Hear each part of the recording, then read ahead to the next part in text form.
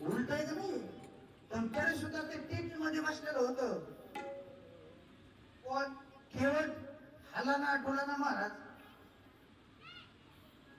एक नाही दोन नाही लक्ष्मण म्हणले केवळ अरे जगाचं मालक आहे ना, तुला नाव मागायला लागला तू गपचीप बसलेला नाही देत म्हणला नाव.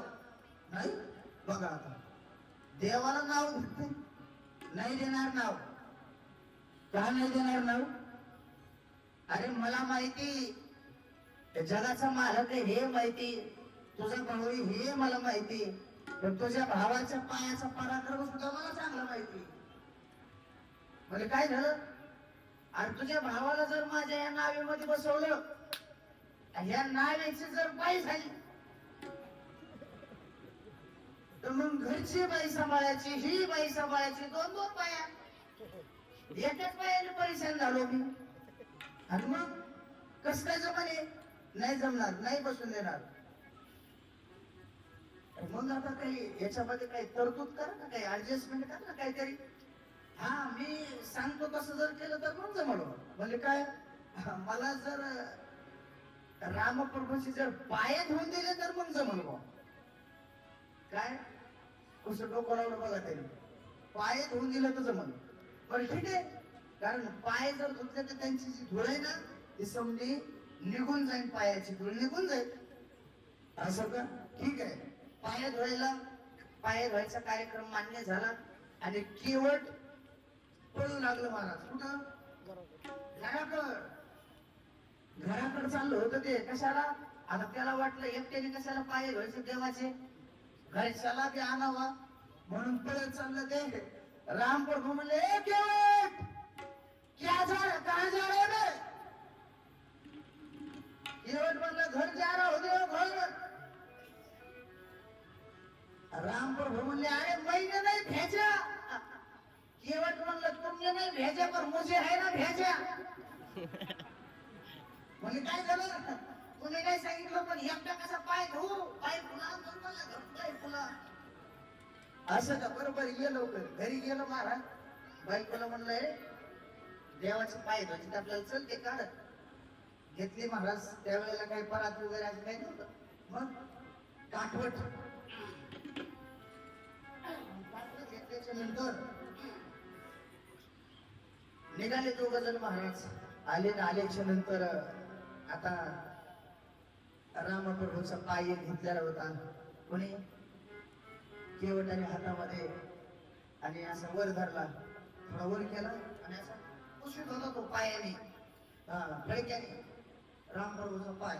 लक्ष्मण असं उभा होता बाजूला. घडलं असं रामप्रभूचा आता एक पाय थोडा वरी झालेला होता, एका पायावरच रामप्रभू उभे होते ना, डोळ्यासमोर चित्र आलं ना तुम्ही. एका पायावर लक्ष्मण म्हणले केवट अरे माझा भाऊ पडेल ना, लवकर पाय धुई ना. इतक्या वेळ झाले एका पायावर पाय दुकान माझ्या दादाचा, आणि एक पायावर उभा असल्यामुळे आता पडेल ना माझा दादा.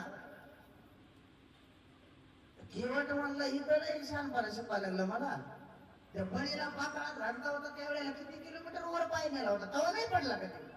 हे बघा डोकं त्याच केवट, तवा नाही पडला का? आणि लयच पडायची भीती ना, तर त्या देवाला म्हणा माझ्या डोक्याला धर असा. म्हणजे डबल कनेक्शन, वरून आशीर्वाद, आशीर्वाद सुद्धा. किती हुशार आहे केवट, म्हणून आशीर्वाद सुद्धा. ऐका ना, घडलं असं.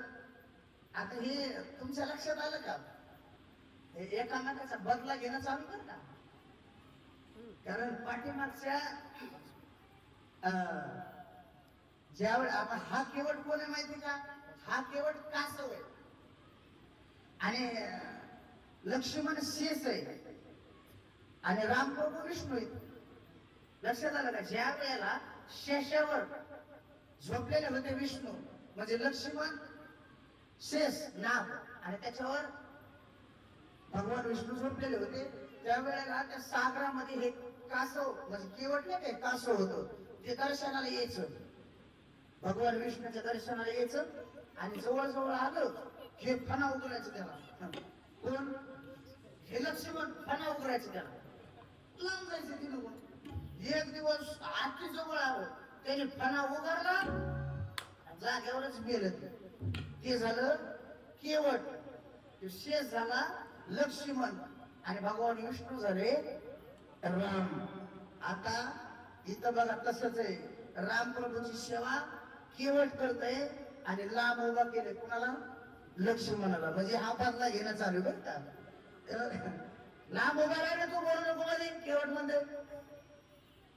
आणि मग असे पाय धुतले रामप्रभूचे आणि पाय धुतल्याच्या नंतर घडलं असं, आता पुसले हे पाय, नावेमध्ये बसले भगवान परमात्मा आणि नावेमध्ये बसल्याच्या नंतर नाव निघाली. अलीकडल्या बाजू पलीकडल्या बाजूला नाव दिली. आता उतरले तर काही द्यायला नाहीच नाव वाढायला कोणाकडं, दोघांकडे काहीच नाही. पण सीता मातेच्या बोटामध्ये अंगठी होती, अंगठी. घडलं असं, सीता माता म्हणले अहो काहीतरी द्या ना भाडं, फुकट प्रवास करू नये है का, द्या ना. राम प्रभू नावाड्याला अंगठी द्यायला लागले. माझ्याकडे तर काही नाही म्हणजे द्यायला, पण गेली अंगठी. नावाडी म्हणला हो देवा, अहो एका जातीचे आपण, नावे कोण पैसे घेतो का, नाही घेत. महाराज कोण नाही घेत. तसं तुमचा धंदा आणि माझा धंदा एकच आहे ना. लक्ष्मण म्हणलं हे केवट, कशाचा धंदा, तुझा धंदा इथं नाव चालू तू धंदा काय म्हणाल, ए तू गपरे. ते दोघांचं सुणातच नव्हतं मला, तू बोलू नको. आता काय धंदा दोघांचं एक समजायला लागले. केवट दोघांचा एक धंदा कसा काय, अहो कारण्याचा धंदा म्हणतो मी देवा, कारण्याचा.